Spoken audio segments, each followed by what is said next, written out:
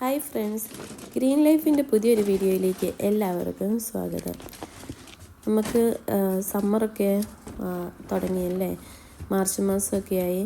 അപ്പോൾ ഇനി പതുക്കെ സീഡൊക്കെ മുളപ്പിച്ച് തുടങ്ങണം. എന്നാലാണ് നന്നായിട്ട് ചൂടൊക്കെ ആകുമ്പോഴത്തേക്ക് നമുക്ക് അത് മാറ്റി നട്ട് നന്നായിട്ട് പച്ചക്കറികളൊക്കെ കിട്ടുള്ളൂ.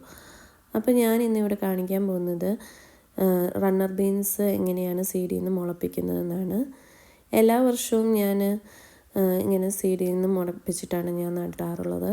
എല്ലാ വർഷവും തന്നെ എനിക്ക് ധാരാളം റണ്ണർ ബീൻസ് കിട്ടാറുമുണ്ട്. അപ്പം ഞാൻ അതിനായിട്ട് എടുത്തിരിക്കുന്ന ഇവിടെ മൾട്ടിപർപ്പസ് കമ്പോസ്റ്റ് ഇത്രയുള്ളൊരു ഗ്രോ ബാഗിലേക്കാണ് മണ്ണ് നിറച്ച് കൊടുക്കുന്നത്. അത് നന്നായിട്ട് തിക്കി തന്നെ നിറയ്ക്കുന്നുണ്ട് കേട്ടോ. നന്നായിട്ട് പ്രസ് ചെയ്ത് താത്തി വയ്ക്കുന്നുണ്ട്. കാരണം റണ്ണർ ബീൻസിന് നന്നായിട്ട് വേരുറച്ച് നിൽക്കണം. നമ്മൾ സീഡിൽ നിന്ന് മുളപ്പിക്കുമ്പോൾ നന്നായിട്ട് അത് വളർന്നതിന് ശേഷമാണ് നമ്മൾ ഗാർഡനിലേക്ക് മാറ്റി നടുന്നത്. സീഡ് നടാനായിട്ട് ഈ ഒരു ഹൈറ്റിലുള്ള ഗ്രോ ബാഗോ ചെടിച്ചട്ടിയോ എന്തെങ്കിലും എടുത്താൽ മതി. ഒരു ഹൈറ്റും ഒരു വീതിയും വേണം കേട്ടോ. എന്നാലാണ് റണ്ണർ ബീൻസിന് വളരാനുള്ള പാകത്തിനുള്ളതാകുള്ളൂ. ഞാനിവിടെ മൂൺലൈറ്റ് എന്ന് പറയുന്ന വെറൈറ്റി റണ്ണർ ബീൻസാണ് കേട്ടോ നടാൻ പോകുന്നത്. ഇവിടുത്തെ എൻ്റെ ക്യാമറമാൻ എൻ്റെ മോനാണ്. അപ്പോൾ അതിൻ്റേതായ കുസൃതികളൊക്കെ ഉണ്ടാകും. മെയിൻ ക്യാമറമാൻ ജോയിൻ ചെയ്യുന്നത് ഇടയ്ക്ക് നിന്നാണ് കേട്ടോ. അപ്പോൾ നമുക്ക് എങ്ങനെയാണ് ഗ്രോ ബാഗിൽ സീഡ് മുളപ്പിച്ചെടുക്കേണ്ടതെന്ന് കണ്ടു നോക്കാം. ഞാനിവിടെ 12 സീഡാണ് നട്ടു കൊടുക്കാൻ ഉദ്ദേശിക്കുന്നത്. അതനുസരിച്ചാണ് ഗ്രോ ബാഗ് നിറച്ച് വെച്ചിട്ടുള്ളത്. നമുക്ക് എത്ര ചെടികളാണോ നടാൻ സ്ഥലമുള്ളത് അതനുസരിച്ചുള്ള ഗ്രോ ബാഗുകൾ എടുത്താൽ മതി കേട്ടോ.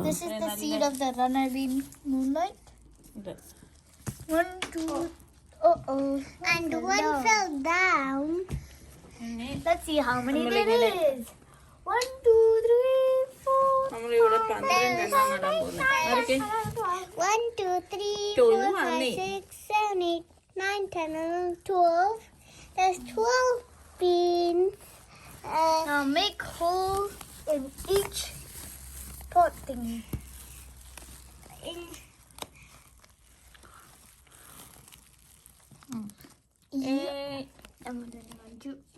Then say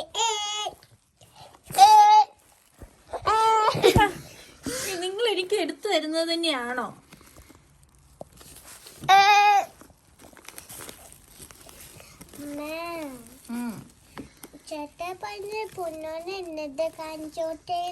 പൊന്നൂനെ വീഡിയോയിൽ കാണിച്ചോട്ടേന്ന്. നീ ഇങ്ങോട്ട് കാണിച്ചേ, ഹോളിട്ട് വെച്ചേക്കുന്ന കാണിച്ചേ.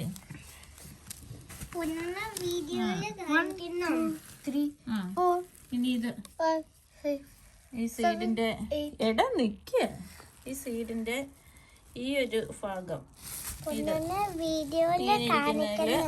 ഇവിടെ കാണിക്കുക. ഇതാ ഈ ഒരു ഭാഗം വേണം. ക്ലിയർ ആയിട്ട് കാണിക്കടാ.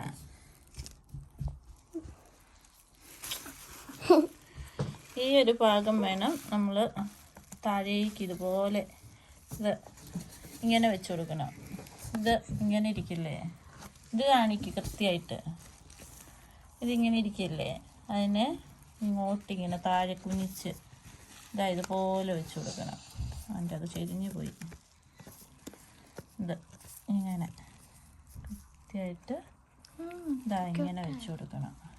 ഇത് ഒന്നും കൂടെ കാണിക്കുക. ഇത് കൃത്യമായിട്ട്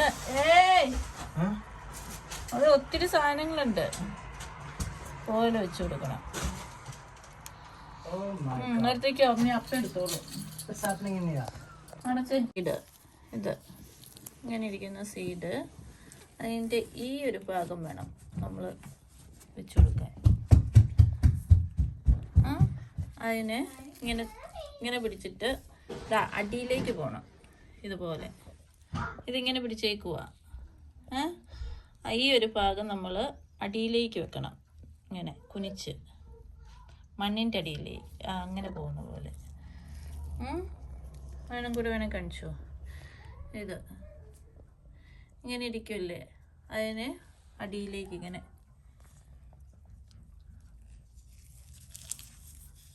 ഇതിങ്ങനെ ഇരിക്കുമല്ലേ, ഇത് നമ്മൾ കുനിച്ചിങ്ങനെ അടിയിലേക്ക് വെക്കുക.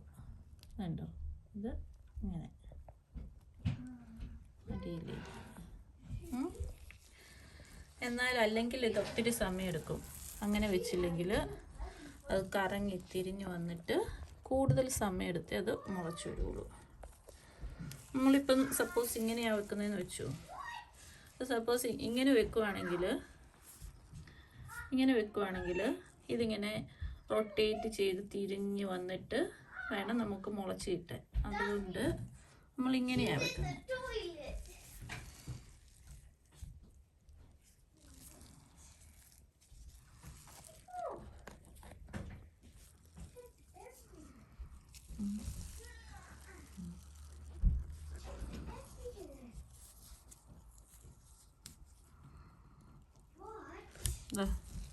എല്ലാം വെച്ചേക്കുന്നത് ചുറ്റി നമ്മളിതിലേക്ക് മണ്ണിടുക ചെയ്യുന്നത്. അവിടെ മണ്ണിടട്ടെ. ആ ഹോളിലേക്ക് വീണ്ടും മണ്ണിട്ട് കൊടുക്കുക. നമ്മൾ കൈ വെച്ച് മൂടുമായിരുന്നു നേരത്തെ ചെയ്തുകൊണ്ടിരുന്നത്. അത് വേണ്ട. ഇപ്പോൾ പുതിയതായിട്ടിങ്ങനെ നമ്മൾ മണ്ണിട്ട് കൊടുക്കുക. ഹോളെല്ലാം ഒന്ന് മൂടി വെക്കുക.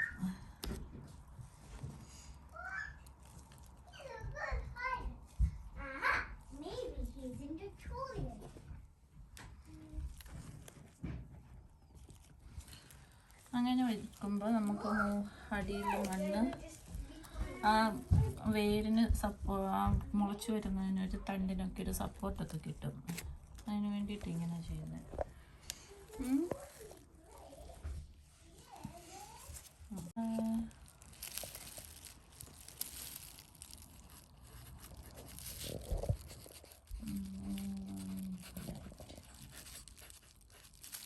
എത്ര രീതി ഇത് ലേബിൾ ചെയ്തിങ്ങനെ വെക്കും.